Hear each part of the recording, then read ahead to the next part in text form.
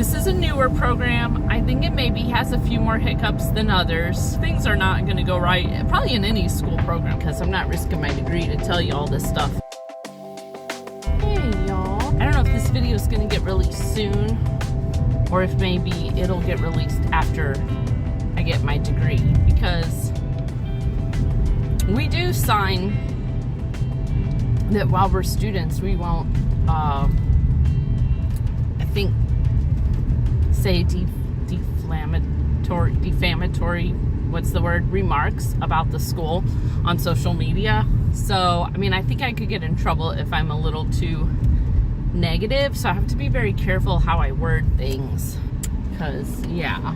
So, I don't know. If I can't make this sound nice enough, it's just going to have to wait to get published till I graduate, because I'm not risking my degree to tell you all this stuff. But here's some reasons people are not happy with Elmhurst long distance program. If you live in the Chicago area, they have a lot of trouble finding you clinical placements in the Chicago area.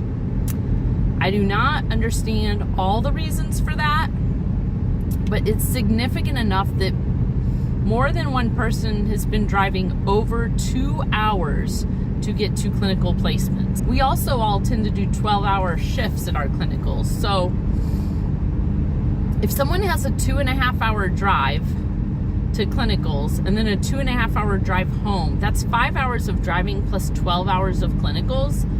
That's not even safe for a nursing student who's exhausted and you know, trying to do so much. Like, that's literally just not safe driving wise. And actually, one of my home nurses I was talking about, and she was like, there was a nursing student in my class that she had to drop out because she got in a car accident on the way to clinicals because she was just exhausted, or on the way home from clinicals or something, and ended up with brain injury in the ICU for a while. She ended up having to drop out. And trying to do things like 5 hours of driving in a 12-hour shift when possibly you have an exam the next day too, or the night before, like, that's just not reasonable. So I think some people may not even be in the Chicago area and they're still having fairly far to drive. I live in rural Illinois. I mean, this is not the case for everyone. I've told you guys, one of my clinicals was 15 minutes away. I got 2 rotations there. My mental health clinical is about 30 minutes away.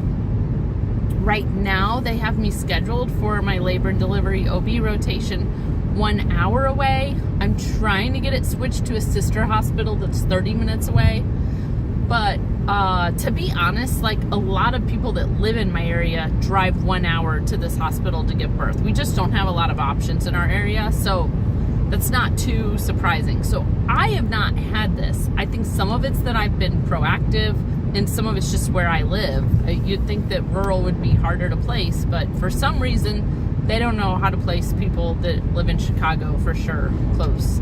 Here's another thing. This program's new. We're the second cohort to go through, and they definitely seem to be changing their mind about how to do things still, and still trying to figure things out. Here's an example. We start out, we had to pay money for this program called HESI, which, if you're a nursing student, you might be familiar with it. It's a kind of testing that helps get you prepared for the NCLEX. Well, they just told us, hey, we're changing it. We're not doing HESI anymore. We're going to do, I forget, I'll make a video about it, I'm sure, but another program. Well, I think that other program has higher fees than HESI, and we had to pay extra for HESI. We have a lot of fees that seem like I paid one amount per term the first 2 terms. My bill for the 3rd term is significantly higher. And they're just like, oh, it's these class fees. And I'm like, wait a minute. I can't find evidence in an email because I looked. But I thought for sure they said, you know, besides driving to and from your clinicals and staying up there at Elmhurst during your sim labs and, you know, nursing supplies like your stethoscope and your scrubs and books, tuition covered the fees, I thought. And now we've got, our next term is like almost $2,000 more than the previous 2 terms. And that's a lot of money, especially right now. We got a lot of stuff going on in our house expense-wise. So that's got a lot of people mad. I don't know if they'll change that or not. But no one was expecting our bill for next term to be as high as it is. We're all like, whoa, why is this one suddenly so much higher than the first 2 terms?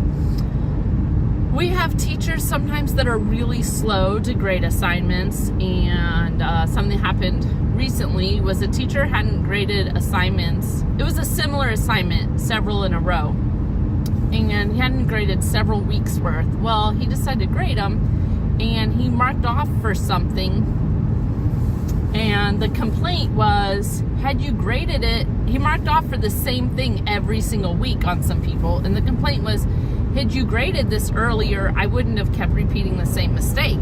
But you didn't grade it. I didn't know there was anything wrong with the last one. I just kept doing the same thing over and over, thinking it was fine. Then I find out it's not acceptable. So that people were upset about that. It's hard to get through to administration. I feel like if you feel like things are not being fair. Like I said, I had a clinical supervisor no-show on one of our Zoom meetings, and we had to write a paper because he no-showed, and that was annoying. I mean, I also spent several times that day emailing him trying to clarify that we had class, and he didn't tell me he was gonna not be at class. I don't know what all happened with that, but I wasn't happy that I did all that emailing, trying to get to class, show up at class, and then he no-shows, and then I had a paper to write. Was not happy about that. Our mental health class, we have to take our exams as a group, like groups of 4. I thought it was just me, but several people said, boy, that exam took way more than twice as long as it would have taken by having to take it as a group, and people weren't happy with some of the answers they had to put down because you had to agree as a group and all put down the same answer. And I know there were a couple of things that, like, just to be a team player, even though it wasn't what I would have answered, we all had to put the same thing down, and they didn't agree with me, so I'm not gonna force my answer. But doing a group test over Zoom, I have tinnitus, so I have like that ringing in your ears. And then Zoom, not everyone has the best microphones to hear. And then we also had a person in our group that was from a different country and had an accent. Y'all, that was really hard to communicate and finish a timed test.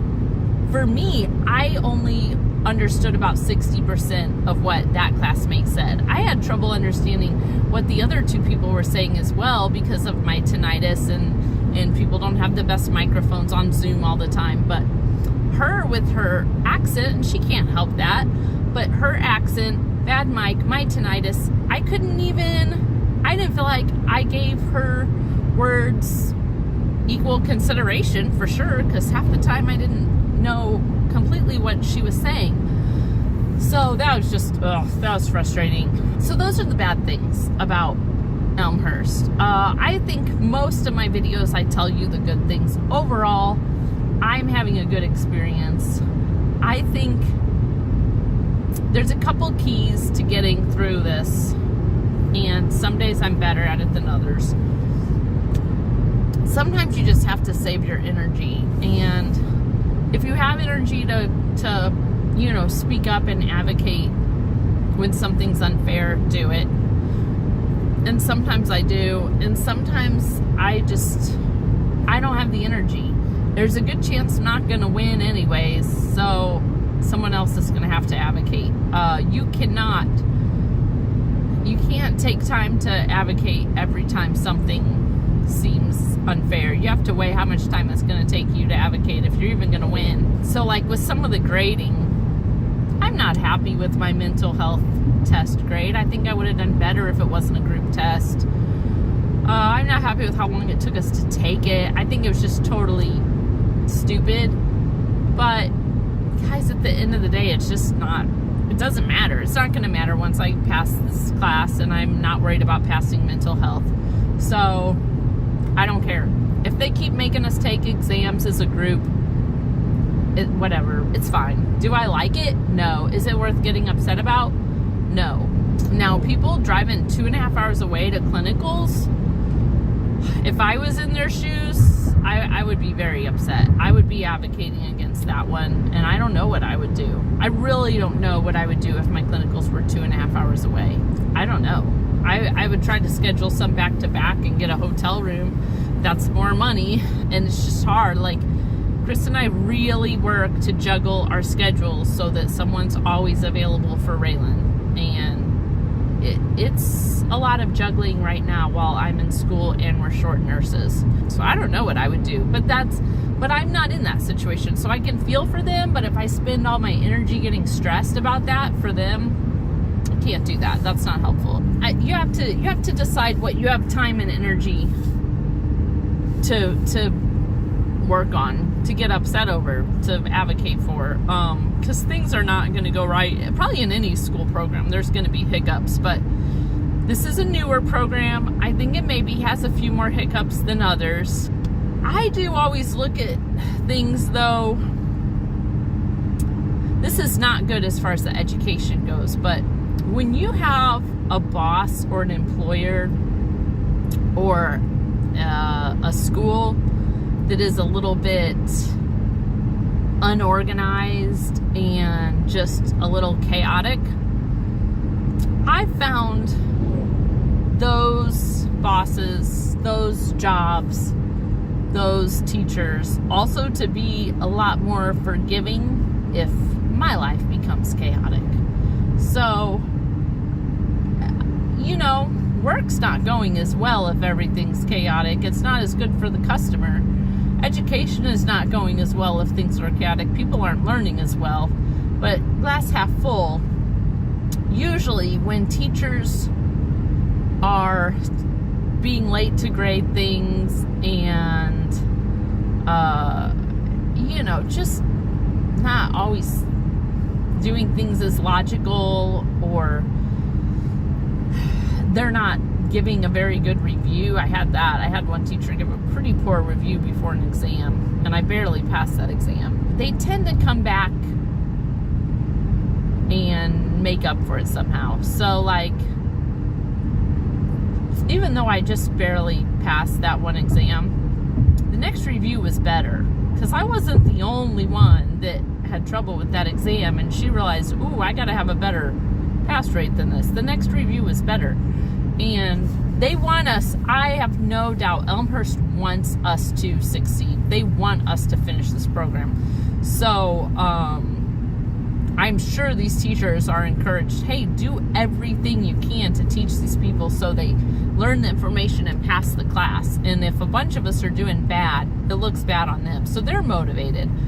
And if they're messing up at the beginning of a term, I feel like they've got to be motivated to offer some extra credit or offer some more thorough reviews, things to make sure that we can pass. I haven't worried at all that I'm not going to get my degree. And that's what matters more than any annoying teacher.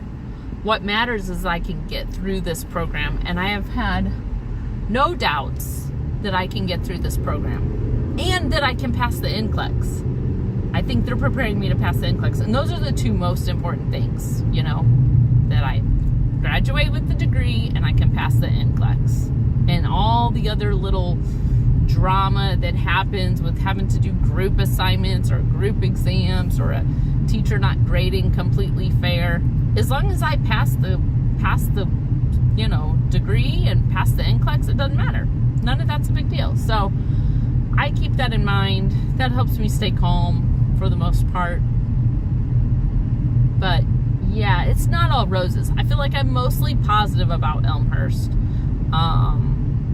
But I don't want you to sign up and then be like, what? I can't believe this is happening. I mean, it's not all positive.